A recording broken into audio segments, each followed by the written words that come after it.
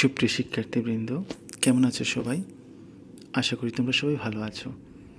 তোমাদের সবার সুস্থতা ও দীর্ঘ আয়ু কামনা করে আজকে ক্লাস শুরু করছি। আজকে আমরা অর্থনীতি দ্বিতীয় পত্রের ষষ্ঠ অধ্যায় নিয়ে আলোচনা করব। এই অধ্যায়টির নাম হচ্ছে অর্থায়ন। আমরা এর আগে এই অধ্যায় থেকে আলোচনা করেছি।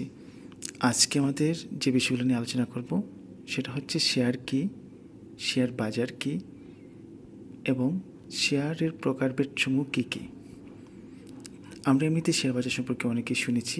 আশা করছি আজকের এই ক্লাসের পরে আমরা শেয়ার বাজার সম্পর্কে সব কিছু বলতে পারবো। আমরা আলোচনা করব পুঁজিবাজার বা স্টক এক্সচেঞ্জ নিয়ে। শেয়ার বাজার ও স্টক এক্সচেঞ্জ শব্দ দুটির মধ্যে মৌলিক পার্থক্য নেই। শেয়ার বাজার ব্রিটিশ অর্থনীতিতে এবং স্টক এক্সচেঞ্জ আমেরিকান অর্থনীতিতে বহুল ব্যবহৃত হয়। যে বাজারে বা স্থানে এর তালিকাভুক্ত সরকারি ও বেসরকারি কোম্পানির শেয়ার, সিকিউরিটিজ বা ঋণপত্র নির্ধারিত বিধি অনুযায়ী ক্রয় বিক্রয় হয় তাকে শেয়ার বাজার বা স্টক এক্সচেঞ্জ বলে। পুঁজিবাজার বা শেয়ার বাজার হচ্ছে স্পেকুলেশন বা ফটকা বাজার।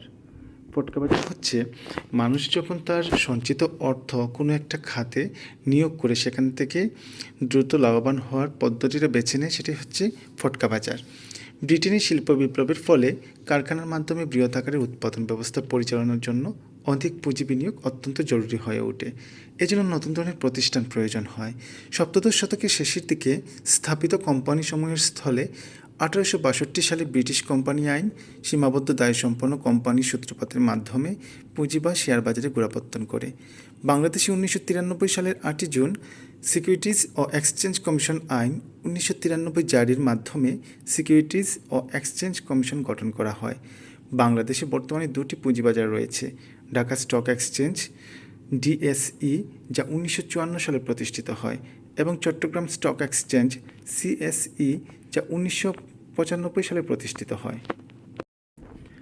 বাংলাদেশের ঢাকা এবং চট্টগ্রামে যে দুটি পুঁজিবাজার রয়েছে তার অধীনে সারা দেশের বিভিন্ন বিভাগগুলোতে তার শাখাসমূহ স্থাপিত হয়েছে।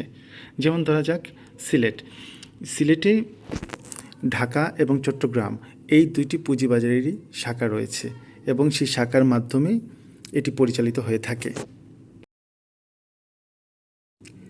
এখন আমরা জানব শেয়ার কী। শেয়ার বলতে কোনো ব্যবসায়ী প্রতিষ্ঠানের মালিকানা ইউনিট বা একককে বোঝায়। কোনো ব্যক্তি ইস্যুকারী কোম্পানির শেয়ার ক্রয় করার মাধ্যমে উক্ত কোম্পানির মালিক হয়। যতদিন কোম্পানি টিকে থাকে শেয়ার তত সময় মেয়াদি হয়। যেমন ধরি স্কয়ার কোম্পানি।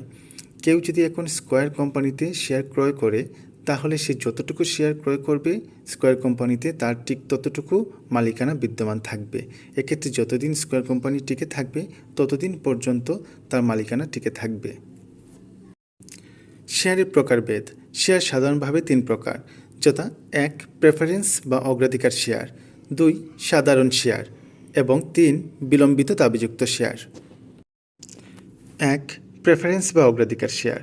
যে শেয়ারের ক্ষেত্রে মালিকরা অগ্রাধিকারের ভিত্তিতে নির্দিষ্ট হারে লভ্যাংশ এবং মূলধন ফেরত পায় তাকে অগ্রাধিকার বা প্রেফারেন্স শেয়ার বলে। এই শেয়ারের ঝুঁকি অনেক কম থাকে। কোম্পানি লাভ করলে প্রথমে এ ধরনের শেয়ার মালিকরা নির্দিষ্ট হারে লভ্যাংশ পেয়ে থাকে। কোম্পানি বিলুপ্ত হলেও প্রথমে এ প্রকার মালিকরা মূলধন ফেরত পায়। শেয়ার বাজারের ক্ষেত্রে কেউ যখন শেয়ারটা ক্রয় করে সে ওই শেয়ারটা ক্রয় করার পর একটা নির্দিষ্ট সময় থাকে, যে নির্দিষ্ট সময়টা হতে পারে 1 বছর। তাহলে ওই 1 বছর পর দেখা যাবে ওই কোম্পানি যা লাভ পাবে তার লাভের একটা অংশ ওই গ্রাহক পেয়ে থাকে বা শেয়ার হোল্ডাররা পেয়ে থাকে। এই ক্ষেত্রে যারা প্রেফারেন্স বা অগ্রাধিকার শেয়ারটা ক্রয় করে তারা সবার আগে এই লভ্যাংশটা পায়। আবার যদি কোম্পানি কখনো কোনো কারণে বিলুপ্ত হয়ে যায় বা দেউলিয়া হয়ে যায় তাহলে সেই সময়টাতেও সে যে মূলধনটা এখানে বিনিয়োগ করেছিল সেই মূলধনটা সে সবার আগে ফেরত পায়। সে কারণে এটাকে বলা হয়ে থাকে প্রেফারেন্স বা অগ্রাধিকার শেয়ার, কারণ অগ্রাধিকারের ভিত্তিতে তারা লভ্যাংশও পায় আবার মূলধনটাও ফেরত পায়। 2 সাধারণ শেয়ার। প্রেফারেন্স শেয়ার হোল্ডারগণ কোম্পানির লভ্যাংশ ও মূলধন ফেরত পাওয়ার পর যাদের মধ্যে কোম্পানির লভ্যাংশ ও মূলধন বিতরণ করা হয় তাদেরকে সাধারণ শেয়ার হোল্ডার বলে। এ শেয়ার লভ্যাংশ কম বেশি হতে পারে। একে ইকুইটি শেয়ার বলা হয়। প্রেফারেন্স শেয়ারে লভ্যাংশ বিতরণ করার পর বা মূলধন ফেরত দেওয়ার পর শেষে সাধারণ শেয়ার হোল্ডারদের লভ্যাংশ ও মূলধন ফেরত দেওয়া হয়। যদি অবশিষ্ট কিছু না থাকে তাহলে এরা কিছুই পায় না। তবে কোম্পানির মালিক, কারবার পরিচালনায় সাধারণ শেয়ার মালিকদের অধিকার, দায়িত্ব ও কর্তব্য অনেক বেশি থাকে। কোম্পানির আয় হতে দায় বাদ দেওয়ার পর অর্জিত মুনাফা ও কোম্পানির সম্পত্তির উপর তাদেরই অধিকার থাকে এবং ভোটাধিকার থাকে। এরূপ শেয়ার হোল্ডাররা সীমাবদ্ধ দায় অধিকার ভোগ করে এবং নির্বাচনের মাধ্যমে পরিচালক নিযুক্ত হয়ে কারবার পরিচালনায়ও তারা অংশ নিতে পারে। কোম্পানি কোনো ক্ষতির সম্মুখীন হলে সাধারণ শেয়ার হোল্ডাররা কোম্পানির বিলুপ্তির জন্য আবেদন করতে পারে এবং কোম্পানির হিসাব বই পরীক্ষা করা এবং কার্যক্রম পরিদর্শন করতে পারে। তাহলে আমরা বুঝতে পারলাম অগ্রাধিকার বা প্রেফারেন্স শেয়ার হোল্ডারদের মধ্যে লভ্যাংশ এবং মূলধন ফেরত দেওয়ার পর যাদের মধ্যে লভ্যাংশ এবং মূলধন ফেরত দেওয়া হয় তারাই হচ্ছে সাধারণ শেয়ার হোল্ডার। এক্ষেত্রে যদি কিছু না থাকে অবশিষ্ট তাহলে তারা কিছুই পাবে না, কিন্তু তাদের অধিকার, দায়িত্ব এবং কর্তব্য অনেক বেশি থাকে। সাধারণ শেয়ারের বৈশিষ্ট্য। সাধারণ শেয়ারের মধ্যে নিম্নলিখিত বৈশিষ্ট্যগুলো লক্ষ্য করা যায়। ক, মালিকানা। খ, আয়ের উপর অধিকার। গ, ভোটদানের অধিকার। ঘ, পরিচালনায় অংশগ্রহণ। সীমাবদ্ধ দায়। চ, সম্পত্তির উপর অধিকার। ছ, অবসায়নের অধিকার। জ, হিসাব বই পরীক্ষা করার অধিকার। আমাদেরকে এই বৈশিষ্ট্যগুলো ভালো করে মনে রাখতে হবে, কারণ এই বৈশিষ্ট্যগুলোর আলোকে আমাদেরকে অনেক সময় সৃজনশীল প্রশ্নের উত্তর করা প্রয়োজন হতে পারে। যেমন কোনো পরীক্ষাতে প্রশ্ন আসতে পারে, সৃজনশীল একটা প্রশ্ন, যে রহিম একটি শেয়ার ক্রয় করেছে, সে যে শেয়ারটি ক্রয় করেছে সেখানে আয়ের উপর তার অধিকার রয়েছে বা ভোটদানের উপর তার অধিকার রয়েছে, অথবা বলে থাকতে পারে যে সীমাবদ্ধ দায় রয়েছে, সম্পত্তির উপর অধিকার রয়েছে। তখন আমাদেরকে বুঝে নিতে হবে ওই শেয়ারটা হচ্ছে সাধারণ শেয়ার। সে কারণে এই প্রতিটা বৈশিষ্ট্য আমাদেরকে খুব ভালো করে মনে রাখতে হবে। 3, বিলম্বিত শেয়ার। অগ্রাধিকার ও সাধারণ শেয়ারের লভ্যাংশ ও মূলধনের অর্থ ফেরত দেওয়ার পর যে শেয়ারের লভ্যাংশ মূলধন ফেরত দেওয়া হয় তাকে বিলম্বিত শেয়ার বলে। কোম্পানি বিলুপ্ত হলেও সবার দাবি লভ্যাংশ মূলধন ফেরত দেওয়ার পর এ মালিকরা মূলধন বা লভ্যাংশ ফেরত পাবে, আর অন্যদের দেওয়ার পর অবশিষ্ট কিছু না পাওয়া গেলে এ মালিকরা কিছুই পায় না। কোম্পানির প্রতিষ্ঠাতা, পরিচালক এবং দায়গ্রাহকরা এ ধরনের শেয়ার বন্টন করে নেয়। বর্ণিত 3 প্রকার শেয়ার ছাড়াও আরও কয়েক প্রকার শেয়ার হতে পারে, যা নিম্নরূপ। প্রাথমিক শেয়ার। কোনো কোম্পানি বাজারে প্রথম যে শেয়ার ছাড়ে তাকে প্রাথমিক শেয়ার বলে। মাধ্যমিক শেয়ার। প্রাথমিক শেয়ারের মালিক যখন তাদের শেয়ার বিক্রয় করে নগদ অর্থ লাভ করে তখন ওই শেয়ার মাধ্যমিক শেয়ারে রূপান্তরিত হয়। Right share. কোম্পানি তার পরিশোধিত মূলধন বাড়াতে চাইলে রাইট শেয়ার ইস্যু করতে পারে। যদি কোনো কোম্পানি বাজারে নতুন শেয়ার ছাড়ে যা কেবল বর্তমান শেয়ার হোল্ডারগণ ক্রয় করতে পারবে তবে তাকে রাইট শেয়ার বা অধিকারযোগ্য শেয়ার বলে। যেমন ধরি এসিআই কোম্পানি, তারা বাজারে নতুন একটি প্রোডাক্ট ছাড়তে চাইছে। এই ক্ষেত্রে তারা শর্ত জুড়ে দিল যে এই প্রোডাক্টটা তারাই এটা শেয়ার ক্রয় করতে পারবে যারা ওই কোম্পানির অন্য কোনো প্রোডাক্টের শেয়ার আগে ক্রয় করেছিল, অর্থাৎ পূর্ববর্তী শেয়ার হোল্ডারগণই শুধুমাত্র এই শেয়ারটা ক্রয় করতে পারবে। এই ক্ষেত্রে যে শেয়ারটা তারা ছাড়লো সেটা হচ্ছে রাইট শেয়ার। Bonus share. কোম্পানির সঞ্চিত তহবিল থেকে শেয়ার হোল্ডারদেরকে বিনামূল্যে যে শেয়ার দেওয়া হয় তাকে বোনাস শেয়ার বলে। কোম্পানি যদি তার মুনাফালব্ধ বণ্টনযোগ্য অর্থ ব্যবসার প্রসারে বিনিয়োগ করতে চায় সেক্ষেত্রে কোম্পানি ওই অর্থের পরিবর্তে শেয়ার হোল্ডারকে সমমূল্যের শেয়ার বরাদ্দ করে। এই অতিরিক্ত শেয়ারকে বোনাস শেয়ার বলে। শেয়ার হোল্ডারগণ ছাড়া অন্য কেউ এরূপ শেয়ার কিনতে পারে না। যেমন ধরি স্কয়ার কোম্পানি, তারা একটা নির্দিষ্ট সময় পরে কোনো একজন শেয়ার হোল্ডারকে 10,000 টাকা লভ্যাংশ প্রদান করার কথা। এখন তারা চাইলো যে ওই 10,000 টাকা তারা তাদের ব্যবসার প্রসারের জন্য বিনিয়োগ করবে। এক্ষেত্রে তারা কী করবে? তারা ওই 10,000 টাকা সমমূল্যের অন্য শেয়ার তারা ওই শেয়ার হোল্ডারকে প্রদান করবে। একেই বলা হয় বোনাস শেয়ার। অনাকাঙ্ক্ষিত মূল্য শেয়ার। যেসব শেয়ারের মূল্য পূর্ব থেকে নির্ধারিত থাকে না তাকে অনাকাঙ্ক্ষিত মূল্য শেয়ার বলে। বছর শেষে কোম্পানির মোট সম্পদ হতে যাবতীয় দায় বাদ দিয়ে যে উদ্ধৃত থাকে তাকে মূলধন বিবেচনা করে শেয়ারে বিভক্ত করা হয়। এখন আমরা জানব শেয়ার বাজারের ক্রয় বিক্রয় পদ্ধতি, অর্থাৎ শেয়ার বাজার কোন প্রক্রিয়ায় কাজ করে থাকে সেটি সম্পর্কে আমরা জানব। শেয়ার বাজারে ক্রেতা বিক্রেতা 18 বছর বয়সে সুস্থ যে কেউ হতে পারে। দক্ষ ও অদক্ষ যে কোনো ধরনের সঞ্চয়কারী ব্যক্তির উৎপাদনশীল ক্ষেত্রে অর্থ বিনিয়োগ করতে চাইলে শেয়ার ক্রয়ের মাধ্যমে অর্থ বিনিয়োগ করতে পারে। সাধারণত শিল্প পুঁজি গঠনের লক্ষ্যে কোনো কোম্পানি আইনসিদ্ধ রূপে পত্রিকায় আর্থিক অবস্থার বিবরণ সহ সংগৃহীত অর্থ বিনিয়োগের ক্ষেত্র এবং ভবিষ্যৎ সম্ভাবনা সম্পর্কে বিশদভাবে প্রসপেক্টাস ছাপিয়ে জনগণকে শেয়ার ক্রয় করার আহ্বান জানায়। এক্ষেত্রে আমরা দেখলাম যে লেখা আছে যে কোম্পানিটা শেয়ার বাজারে ছাড়তে চায় তার প্রধান লক্ষ্য থাকে শিল্প পুঁজি গঠন, অর্থাৎ সে ব্যবসা করতে চাইছে, সেই ব্যবসার জন্য তার অর্থের প্রয়োজন, কিন্তু এই অর্থটা সে সংগ্রহ করতে চাইছে জনগণের কাছ থেকে, সে ব্যাংকের কাছ থেকে সেটা সংগ্রহ করতে চাইছে না। ব্যাংকের কাছ থেকে সংগ্রহ করতে হলে সেখানে নির্দিষ্ট সময়ের ব্যাপার থাকে, জামানতের ব্যাপার থাকে, তারপর সুদের ব্যাপার থাকে নির্দিষ্ট পরিমাণ। তো সেটা সে দিতে চায় না বলে সে চাইছে বাজারে সে শেয়ার ছাড়বে, অর্থাৎ মালিকানা ছাড়বে, তার যে কোম্পানি আছে সেই কোম্পানিটার মালিকানাটা সে ছাড়বে।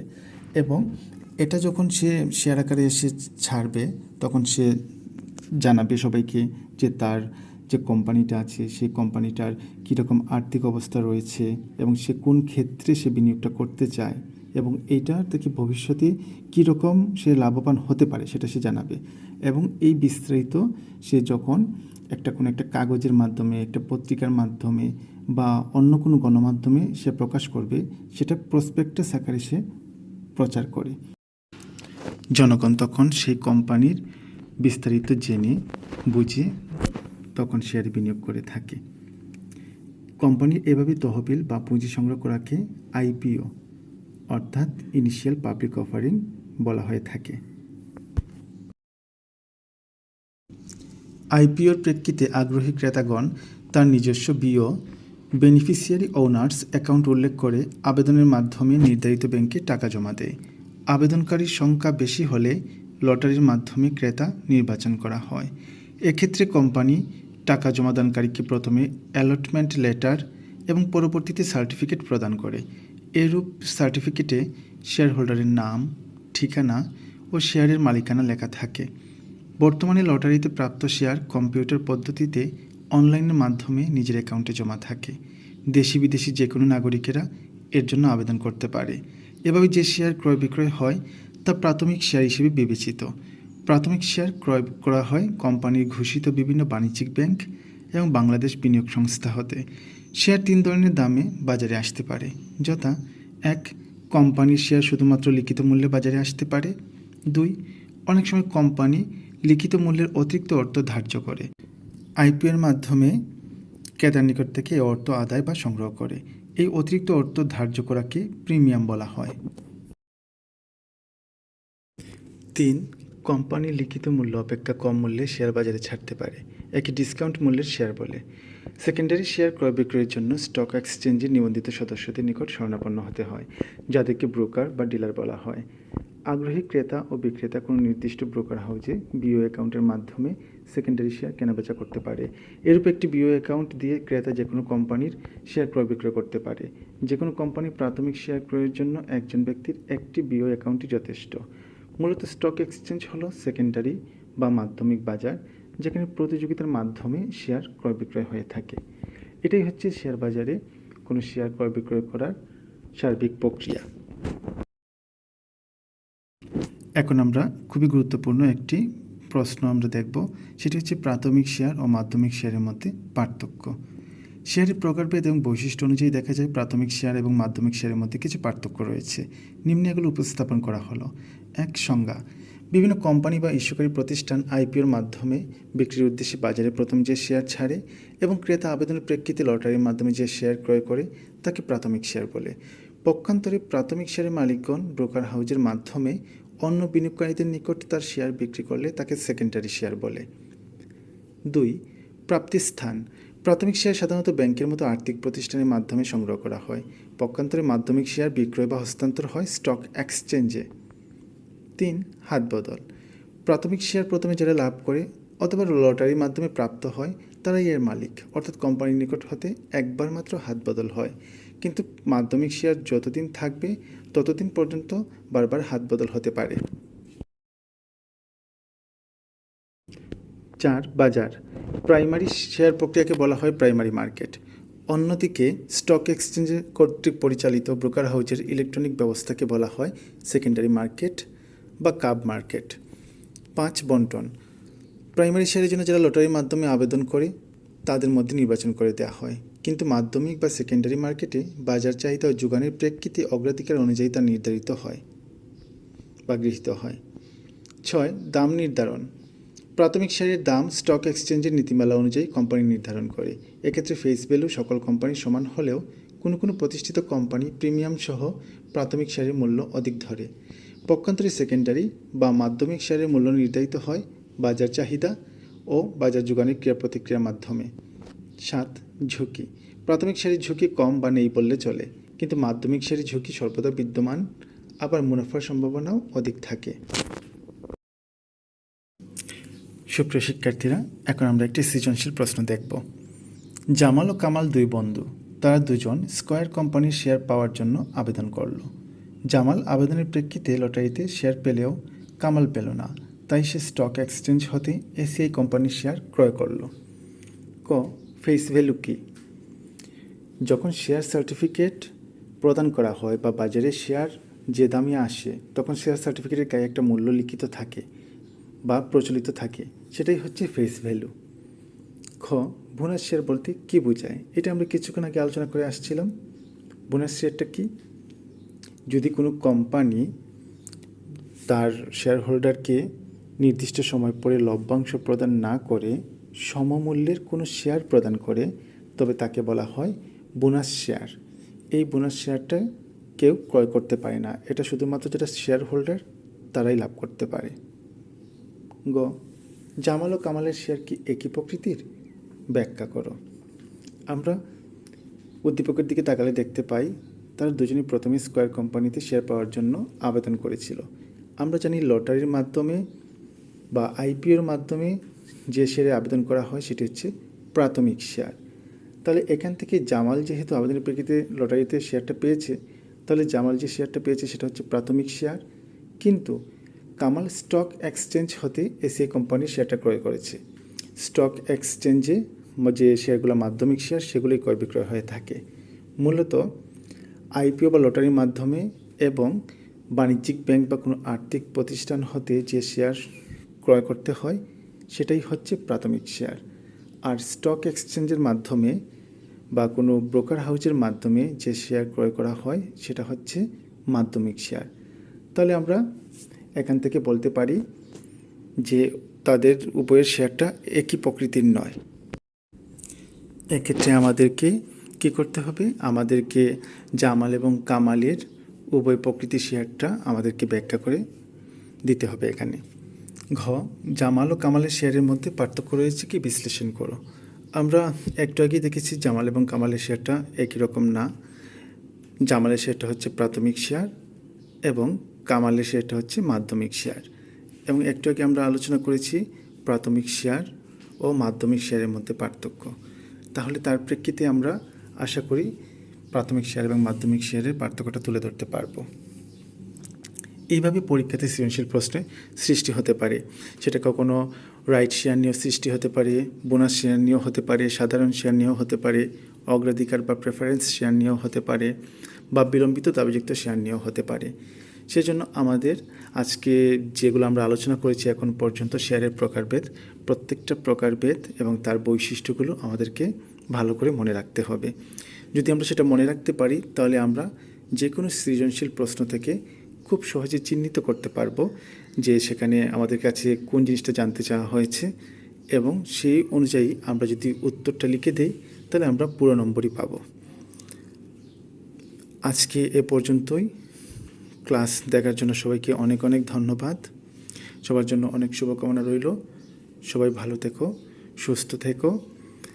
আর এখানে যে সৃজনশীল প্রশ্নটি আমরা ব্যাখ্যা করলাম সেই সৃজনশীল প্রশ্নটি সবাই ধৈর্য সহকারে লিখে রাখবে বা আলোচনা করার চেষ্টা করবে, এবং একই রকমভাবে বিভিন্ন বোর্ডে এই বিষয়গুলো থেকে যে সৃজনশীল প্রশ্নগুলো এসেছে সেগুলো অনুসরণ করার চেষ্টা করবে।